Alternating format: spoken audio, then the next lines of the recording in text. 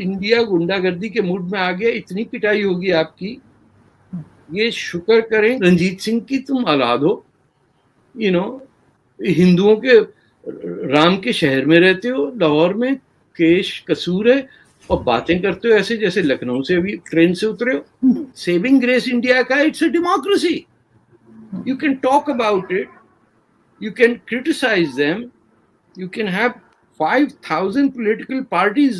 अल्लाह माफ करे, कहना नहीं चाहिए। कहा कि जनाब नफल पढ़ लें, गैस निकलने वाली है।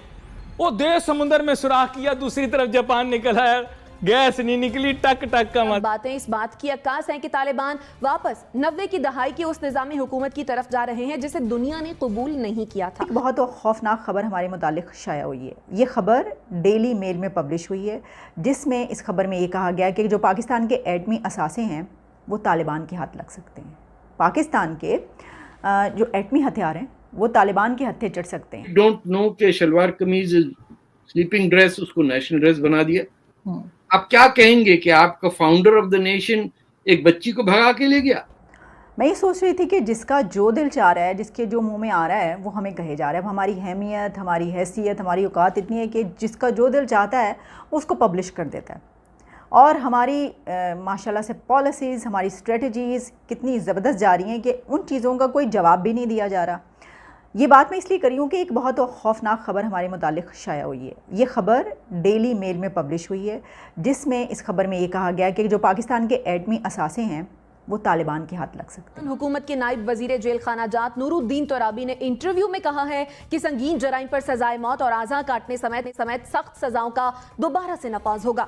उन्होंने ये सजाएं सरेआम ना देने का ऐलान तो किया, लेकिन इसके बावजूद हेरात में मुबैना तौर पर अगवा में मुलव्वस 4 अफराद की लाशों को क्रेन के साथ लटका दिया गया। इसी तरह अफगान सूबे हेलमंद में दाढ़ी तराशने पर पाबंदी आयद कर दी गई है। क्या ये सब बातें इस बात की अक्कास हैं कि तालिबान वापस 90 की दहाई की उस निज़ामी हुकूमत की तरफ जा रहे हैं जिसे दुनिया ने कबूल नहीं किया था? मैं समझता हूँ 90 की दहाई में नहीं, बल्कि ये 90 साल बल्कि 900 साल पीछे ले जाना चाहते हैं अफगानिस्तान को। और बुनियादी तौर पे मैं यही बार बार दोहराता रहा हूँ कि ये बात हमें समझने की है कि ये एक इंतहा पसंद और बुनियाद परस्त ग्रोह है। इस ग्रोह का वहाँ ताकत के जोर पर कब्जा करना ना अफगान अवाम के मफाद में है, ना हमारे मफाद में है। इसके असरात पाकिस्तान पर भी मनफी पड़ेंगे। ना ही पाकिस्तान को ये चाहिए कि जितने जोशो खरोश से ये दुनिया में इनकी तर्जुमानी और वकालत कर रहे हैं ये करें। ये हमारे अपने गले पड़ जाएगा। अफगानिस्तान हमारे लिए एक बड़ी लाइबिलिटी बनने जा रहा है। जय हिंद दोस्तों। तो इस वीडियो में पाकिस्तानी मीडिया चर्चा कर रहा है कि अगर भारत गुंडागर्दी करने पर आ गया ना तो तुम्हारी बैंड बज जाएगी। और ये रियलिटी है। रियलिटी का मतलब मैं आपको एक एग्जाम्पल के तौर पर समझाता हूँ। चाइना भारत को दुश्मन मानता है और हालांकि हमारा वो एनिमी है। तो चाइना क्या करता है? चाइना उन लोगों को, जैसे कि कंट्री होगा या फिर भारत में बैठे वो गद्दार, उनको फंडिंग करता है। अभी आपको पता होगा कुछ पत्रकार पकड़े गए जो वेबसाइट चला रहे थे, लगभग 100 करोड़ के आसपास उनको फंड मिला है। और वो कहाँ से आया? चाइना से। सीधा चाइना से नहीं आया, पहले किसी और देश गया, उस देश से किसी और देश गया, ऐसे घूम फिर के आया है। अब हालांकि एजेंसियों ने पकड़ा कि एक वेबसाइट जो ज़िंदगी में 100 करोड़ ना कमा पाए, वो 100 करोड़ अचानक से कैसे कमा लेती है। तो जांच हुई तो पता चला ये पैसा घूम फिर के चाइना से आया है। क्यों आया है? क्योंकि एक नैरेटिव चलाना है। आपने देखा होगा भारत में जो प्रोटेस्ट होते हैं, सड़कों को जाम कर देना, वैसे रियलिटी में प्रोटेस्ट तो एक मैदान में होगा जहाँ पर सरकार को पब्लिक दिखाती है कि हमारे पास इतना समर्थन है, सरकार गिरा देंगे तुम्हारी। लेकिन जो सड़कों पर बैठ जाते हैं वहाँ पर खाना भी मिल रहा है, पानी भी मिल रहा है, ड्रिंक भी हो रहा है, तो यानी कि समझ ली कहीं से पैसा आ रहा है। तो वो क्यों किया जाता है? सड़कों को जाम क्यों किया जाता है? वो इसलिए किया जाता है कि जो दुनिया भर में इन्वेस्टर बैठे हैं वो देख रहे हैं कि भारत में इन्वेस्ट करना चाहिए या नहीं करना चाहिए, तो उनको विश्वास दिलाने के लिए कि भारत अस्थिर है, यहाँ इन्वेस्ट करोगे तो फंस जाओगे, इसलिए ये किया जाता है। और यदि चाइना पाकिस्तान का दुश्मन होता, भारत यही नहीं करता, चाइना पाकिस्तान का दुश्मन होता तो टीटीपी को फंड कर रहा होता। जब वो भारत के लिए कहाँ से इतना बिलियंस ऑफ डॉलर भा सकता है, तो पाकिस्तान जैसे के लिए तो वो टीटीपी को तुरंत समर्थन देता। और टीटीपी के पास पैसा आए तो उनके पास हथियार आ जाएंगे, और हथियार आ गए तो पाकिस्तानी सेना को वो कभी भी पेल सकते हैं। लेकिन भारत कभी भी ऐसा नहीं करता। यही बात हो रही है कि भारत गुंडागर्दी पे आ गया तो तुम्हें बहुत महंगा पड़ेगा। और भारत को खुद लड़ने की ज़रूरत नहीं है। पैसा इस दुनिया में कुछ भी करा सकता है। अमेरिका पैसे की दम पे क्या क्या नहीं करा देता है कहीं भी, क्योंकि सिर्फ आपको फंड करना है। दिमाग से पैदल लोग हर जगह बैठे हुए हैं। अब आप देखिए ना, पाकिस्तान पर आपको अटैक करवाना है तो अफ़गानिस्तान को फंड करना शुरू कर दीजिए, उसके पास पावर आएगी, वो पाकिस्तान को पेलना शुरू कर देगा। ये एक रियलिटी है जो मैं बता रहा हूँ। भारत ऐसा नहीं करता।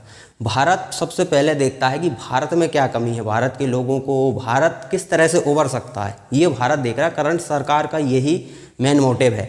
बाकी के लोगों को तो स्वाभाविक है, अगर आपके पास पैसा है तो खुद ब खुद वो झुक जाते हैं। तो चलिए पाकिस्तानी मीडिया आ गया और क्या कहता है इस विषय पर वो देखते हैं। इंडिया का it's a democracy, you can talk about it, you can criticize them, you can have 5,000 political parties in one country। तो टीपू सुल्तान कौन था उसको भी लोगों को पता चल गया कि क्या है।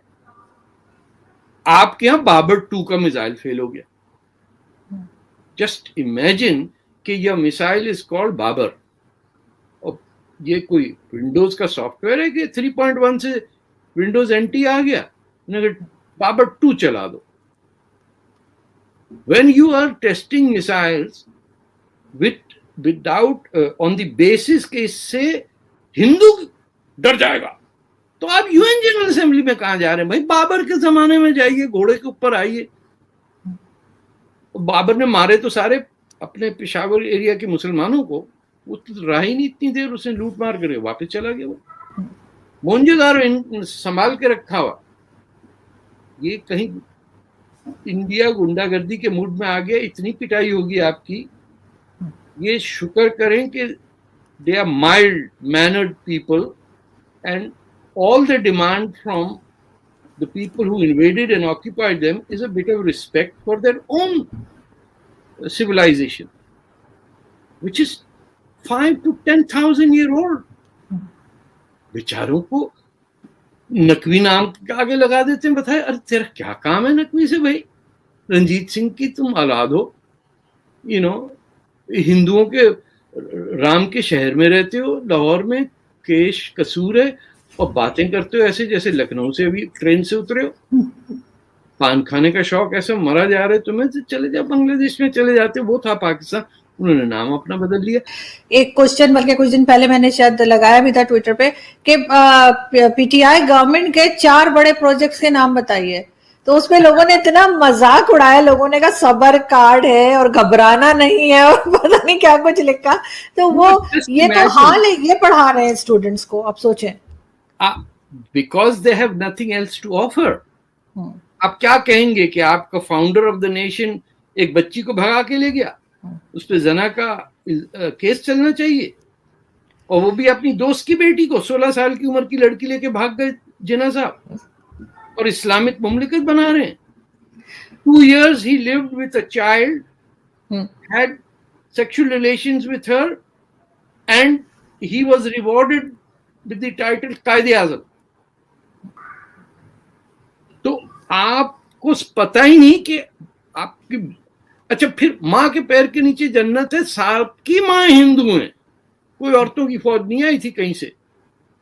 उससे नफरत, माँ से नफरत और माँ के पैर के नीचे जन्नत, ये दोनों चीजें साथ साथ चल रही हैं। इतने बड़े कॉन्ट्रडिक्शन में आपकी जो टॉप लीडरशिप है वो UN जनरल असेंबली में जाके क्या कहेगी कि we are ashamed of our mother tongue, we are ashamed of our origin, we don't know कि शलवार कमीज स्लीपिंग ड्रेस, उसको नेशनल ड्रेस बना दिया। तो दोस्तों अब यहाँ पर आप देखिए कि जितना मजबूत आज भारत है, उतना मजबूत मान लीजिए पाकिस्तान होता, तो क्या भारत को छोड़ रहे थे? अभी तक 5वीं बार ये जंग का ऐलान कर चुके होते अगर इनके पास पावर होती तो, ठीक है ना। लेकिन भारत पावरफुल है, फिर भी भारत ने कभी भी शुरुआत नहीं की है, फिर भी अभी भी ये हमें उंगली करते रहते थे। हालांकि अब ये किसी काम के नहीं रहे, हमने इनको कहीं का नहीं छोड़ा। और इसमें ये कोई ना कहे कि इसमें भारत का क्या है, वो तो उनके पास पैसा नहीं है, तो पैसा हमने नहीं आने दिया। पाकिस्तान क्या करता था? पाकिस्तान दुनिया भर से लोन मांगता था, भीख मांगता था, किसी से मुफ्त में ले लेता था कि हम भारत को छेड़ेंगे या आपके हितों को फ़ायदा पहुंचाएंगे, हमें पैसा दे दीजिए। सऊदी अरब ये तो ऑयल उधार में देते थे, कुछ तो मुफ्त में दिया करते थे ये।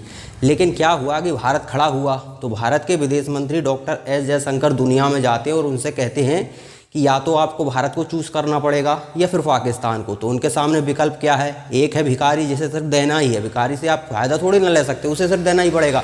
और एक है राजा जिससे आप फ़ायदा ले सकते हैं, सऊदी अरब है, हमें ऑयल बेचता है। लगभग 3-4 लाख करोड़ के आसपास हम उससे ऑयल खरीदते थे। अब थोड़ा इधर उधर हो रहा है, रूस पर शिफ्ट हो गया है, कई और अफ्रीकी देशों पर शिफ्ट हो रहे हैं, अमेरिका पर शिफ्ट हो रहे हैं। हम मतलब एक जगह निर्भर नहीं रहे, पहले ऐसा ही हुआ करता था। तो ये सऊदी अरब को स्पष्ट पता है कि लाखों करोड़ का ऑयल हमसे भारत खरीद रहा है। अगर हम पाकिस्तान के साथ जाते हैं तो सिर्फ उसे पैसा देना पड़ेगा, इधर हमारा बहुत बड़ा नुकसान हो जाएगा। इस समय भारत से पंगा कोई नहीं लेना चाहता, क्योंकि भारत बहुत बड़ी मार्केट है और इसमें भारत की ही मेन भागीदारी है। पाकिस्तान को आज भीख नहीं मिल रही, भीख तो ये 76 साल से मांग रहा है, अब भीख नहीं मिल रही, उसका मेन कारण है डॉक्टर एस जयशंकर।